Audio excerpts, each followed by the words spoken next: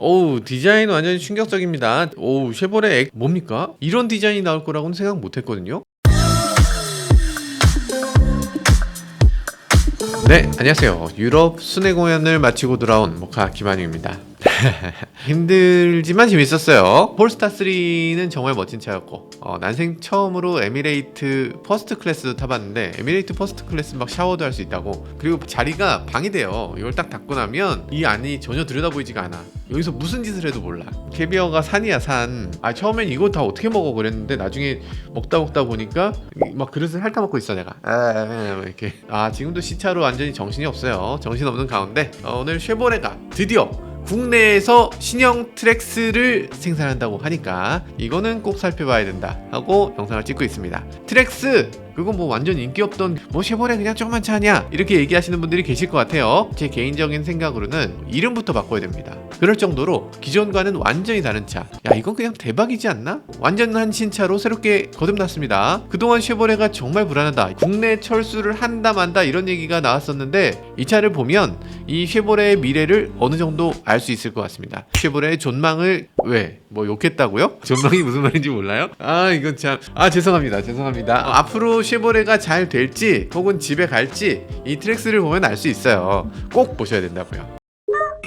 네, 저희가 지난번에 이 영상, 이 쉐보레가 스파크 단종하고 생산하는 소형 SUV라고 영상 보내드렸죠. 일단 죄송합니다. 소형인 줄 알았는데 소형이 아니었습니다. 이게 생각보다 엄청 큰 차였어요. 일단 스파크 단종은 맞냐? 그건 맞죠. 확실히 단종됐어요. 8월 말에 중단한다고 했는데 뭐 생산 연장을 해서 9월 초에 이제 단종을 했습니다.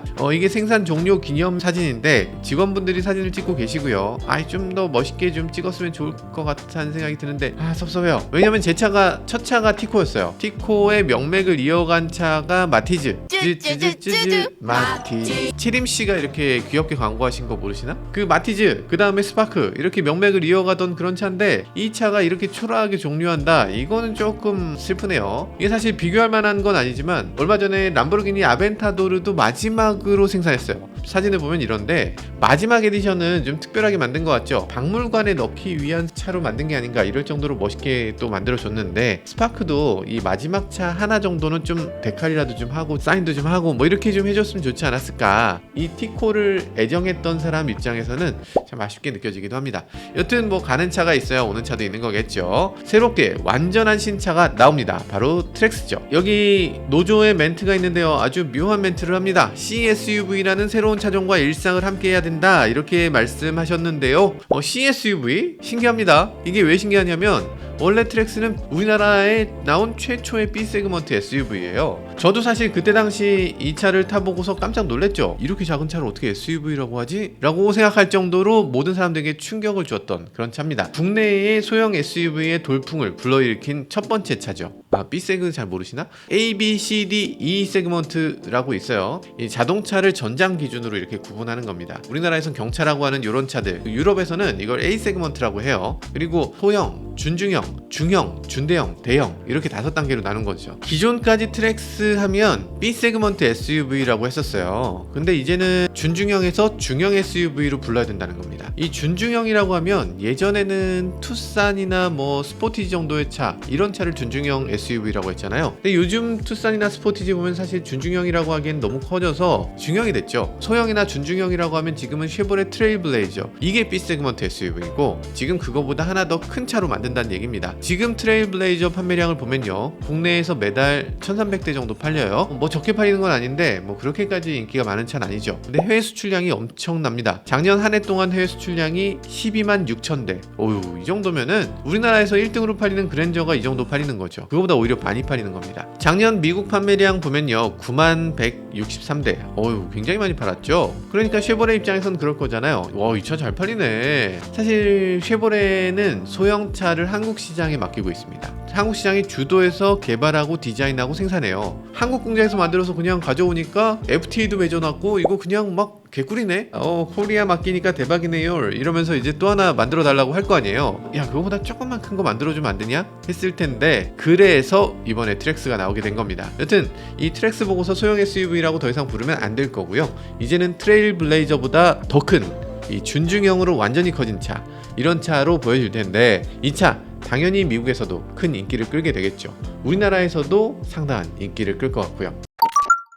어우, 디자인 완전히 충격적입니다. 뭡니까? 이런 디자인이 나올 거라고는 생각 못했거든요. 너무 멋있어요. 트랙스라는 이름을 여기다 굳이 붙였어야 되나, 이런 아쉬움이 있긴 합니다. 기존의 트랙스가 어떻게 생겼는지 보면요, 야, 이게 뭔가요? 새로운 트랙스 디자인, 이 눈이 정화되죠. 여튼 예전에 위장막 사진에서부터 말씀드렸다시피 이 벨트 라인이 굉장히 높고 늘씬하게 뻗은 차입니다. 이거 완전 최신 디자인이죠. 이게 뭐와 닮았냐면 기아 스포티지하고 좀 닮았어요. 스포티지 옆모습을 놓고 보면 비슷한 점을 꽤 느끼실 수 있을 겁니다. 이 벨트 라인이 위쪽으로 이렇게 치켜 올라가는 거, 그리고 위쪽은 약간 내려오고 이 트렁크 뒷유리는 앞으로 이렇게 기울어져 있고, 이런 식으로 생겼을 때 어떤 느낌이냐면 차가 다이내믹한 느낌이 들어요. 가만히 서 있는데도 빠른 것 같잖아요. 육상 선수가 이렇게 출발하기 전에 엉덩이 치켜 올리고 이렇게 딱 출발 자세를 잡는 것 같은 그런 느낌이 듭니다. 근데 한 가지 아쉬운 점이 있다면 이 휠하우스 안쪽이 조금 비어 보이네요. 이 차가 확실히 SUV다, 그래서 험로를 갈 수 있다, 이런 것 같기도 하고요. 차체 전고를 좀 높여서 너무 CUV로 보여지지 않겠다, 이런 느낌이기도 합니다. 전체적으로 봤을 때 차가 굉장히 길어 보이는 거 느껴지시죠? 그렇게 느끼는 거 당연합니다. 이 차가 실제로 굉장히 길어서요. 왜냐면 지금 트랙스를 보면요, 길이가 4537, 높이는 1560, 이 휠 베이스는 2700까지 늘렸다, 이렇게 기사가 많이 나와 있는데 사실 늘렸다는 표현은 맞지 않는 것 같아요. 왜냐면 기존하고 플랫폼도 다르고 뭐 모든 게 다 달라요. 기존에서 가져온 건 이름밖에 없거든요. 이름만 같은 신차가 하나 나온 거다, 이렇게 봐도 될 것 같습니다. 휠 베이스가 2700mm라고 하면 상당한 겁니다. 어느 정도 크기냐면 기존 트랙스는 2550이었어요. 그 코나 2600, 셀토스 2630, 심지어는 투싼 스포티지가 2670이었습니다. 전장만 놓고 봐도 기존 스포티지가 4480인데 이 차는 4537이라고 하니까 기존의 스포티지보다 더 길어요. 휠베이스도 더 길고. 그러니까 이게 소형 SUV 중에는 아예 지금 경쟁 모델이 없고요. 이 차는 어지간한 이 차의 위급보다도 더 크다, 이렇게 봐도 될 겁니다. 이런 차는 최소한 준중형이나 중형으로 불러야지 이거를 소형으로 불러서 안 되죠. 자, 어쨌든 새로 나온 트랙스 전면 디자인을 조금만 더 살펴보면요, 굉장히 강인해 보이죠. 최근 쉐보레의 최신 디자인 트렌드를 그대로 갖고 있고요. 트레일블레이저 디자인 이렇고, 이코녹스 EV 디자인 이런데 닮았네요. 닮았어. 이렇게 얇고 날렵한 DRL이 들어있기도 하고요. 그리고 여기 분리형 헤드램프를 갖고 있기도 하네요. DRL은 위에, 헤드램프는 아래, 이런 식으로 램프가 구성되어 있기도 하고요. 이 RS 트림 디자인도 있는데요, RS 트림은 좀 더 공격적인 디자인을 갖고 있네요.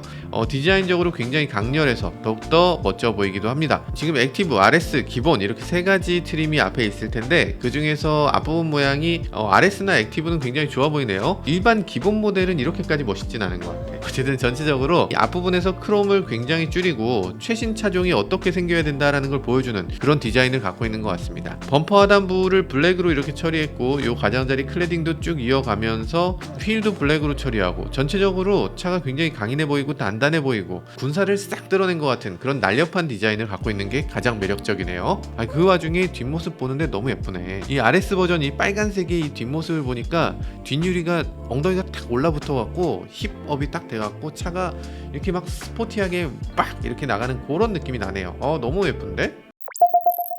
네, 외관 상당히 바뀌었죠. 그런데 실내는 더 많이 바뀌었습니다. 기존 쉐보레 차들은 다 좋은데 실내 때문에 도저히 손이 안 간다, 이런 느낌이 있었다면 이제는 실내가 멋있어서 산다, 이런 사람도 있을 정도로 굉장히 멋지게 나온 것 같아요. 큰 라지 스크린이 2개가 들어간다고 하는데 하나는 8인치 센터 디스플레이, 그리고 11인치 터치 디스플레이가 이렇게 2개가 나란히 붙어있네요. 그리고 이렇게 터치 스크린으로 전부 다 들어가도 될 것 같은데 굳이 그렇게 하지 않고 버튼을 아래쪽에 또 별도로 만들어 놓고 있고, 그리고 볼륨 다이얼도 별도로 이렇게 스위치를 만들어 놨습니다. 디스플레이가 없어도 사용할 수 있을 것 같은 그런 느낌을 주고 있고요. 그리고 이 디스플레이는 애플 카플레이를 아주 적극적으로 지원하고 있네요. 미국 자동차들은 어쩔 수 없이 이렇게 됩니다. 내비게이션을 빼고 카플레이만 집어넣는 경우가 많이 있어요. 송풍구도 이런 식으로 생겼는데요, 터빈 형상이라고 이렇게 얘기하고 있는 송풍구 디자인을 갖고 있네요. 그래서 진짜 요즘 현대기아차보다 더 멋진가? 기존까지는 현대기아차에 비해서 상당히 떨어지는 느낌이 있었다면 이제는 대등하거나 오히려 더 앞서는 느낌도 있을 수 있습니다. 이 소비자마다 이게 더 좋다고 느끼시는 분들도 분명히 계실 것 같아요. 어쨌든 굉장히 좋아진 인테리어를 볼 수 있네요. 자, 그리고 ADAS도 많이 향상됐는데요.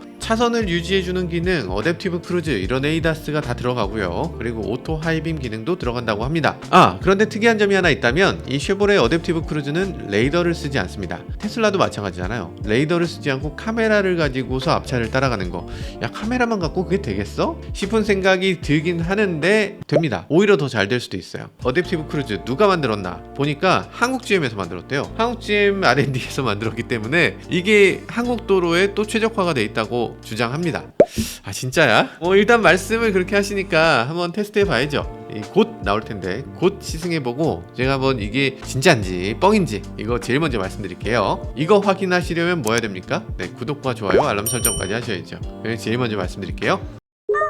그러면 이 차의 엔진은 뭐가 실릴까? 이거 많이 궁금해 하시죠? 야, 이거 전기차로 나오면 대박이겠다. 하이브리드 나오면 어떨까? 이런 생각 하실 텐데 아쉽게도 이 차에는 하이브리드나 전기차가 나오지 않고요. 타임드라이버 보도에 따르면요, 트랙스는 1.2L 3기통 엔진이 들어가고요. 터보차저를 장착해서 137마력을 낼 거라고 예상하고 있습니다. 이건 예상이고요. 국내는 또 어떤 게 장착될지 알 수 없죠. 어쨌든 137마력이면 조금 작네 생각할 수도 있는데 터보차저를 장착하면 일단 토크가 높아지니까 그만큼 또 괜찮아질 것 같기도 해요. 엔진 배기량이 작으면 좋은 점도 있습니다. 세금을 일단 덜 내요. 우리나라는 어쨌든 배기량 기준의 세금이기 때문에 세금이 적게 들어갈 거고요. 그리고 저공해차로 등록되는 부분이 있습니다. 이 공영주차장 같은 경우에 50% 할인이 가능하고요. 공항주차장도 50% 할인이 된다라고 제가 그동안 말씀드렸었는데 그거 독자님이 가르쳐 주셨는데 아니래요. 이 공항주차장은 50% 할인이 안 된다고 합니다. 어쨌든 그래도 공영주차장 50% 어디야? 아주 매력적인 엔진이죠.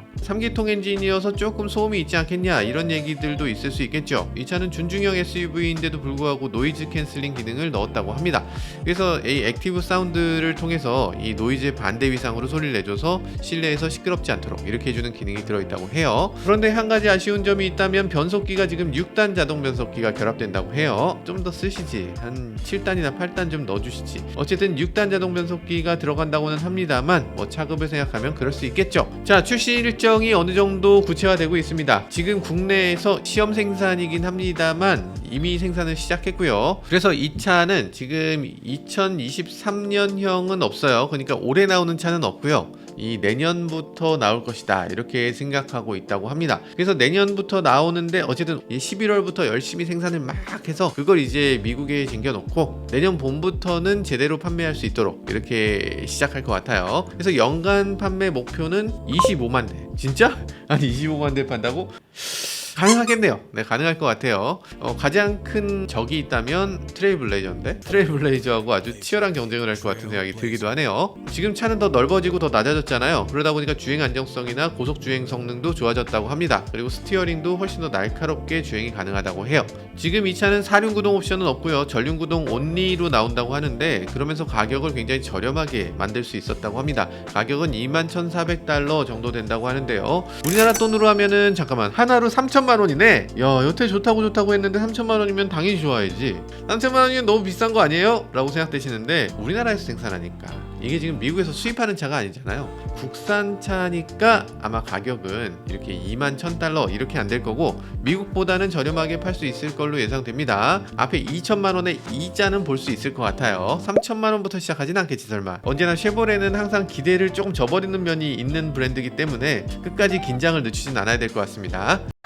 쉐보레 트랙스 정말 기대되는 차인데요. 이 차가 출시되면 정말 경쟁해야 될 차들이 너무 많이 있습니다. 일단 현대에는 신형 코나도 있죠. 투싼도 살짝 경쟁해야 될 거고요. 기아는 셀토스가 있죠. 그리고 이 차보다 좀 더 큰 스포티지가 있어요. 르노 삼성은 XM3의 하이브리드 모델을 곧 내놓을 거고요. 이렇게 보면은 우리나라가 준중형, 소형 이런 SUV들이 아주 치열한 각축전이 벌어지는 그런 전쟁터거든요. 여기서 지금 트랙스를 내놓으면 과연 잘 팔 수 있을까? 이런 걱정스러움도 있고요. 어쨌든 이렇게 치열하다는 건 그만큼 시장이 크다는 얘기도 될 테니까 여기서 또 성공한다면 또 대박을 노릴 수 있겠죠. 꼭 우리나라가 아니더라도 미국에서도 반드시 필요한 자동차, 그리고 미국에서도 아마 인기를 끌 수 있는 자동차이기 때문에 이렇게 적극적으로 차를 만들고 생산하고 있는 것 같습니다. 앞으로 쉐보레 트랙스 얼마나 인기를 끌게 될지, 그리고 한국 GM이 또 어떤 식으로 사업을 전개하게 될지도 기대해보게 됩니다. 지금까지 저는 모카 김한용이었습니다. 감사합니다. 이 차 이렇게 나오면 쉐보레가 더 이상 집에 가겠다는 생각은 안 해도 될 것 같아요. 이런 거 우리나라에서 생산해서 뭐 전 세계로 판다 그러면 한국 공장에다 절해야지. 이 정도면 뭐 잘했네. 훌륭합니다. 훌륭합니다.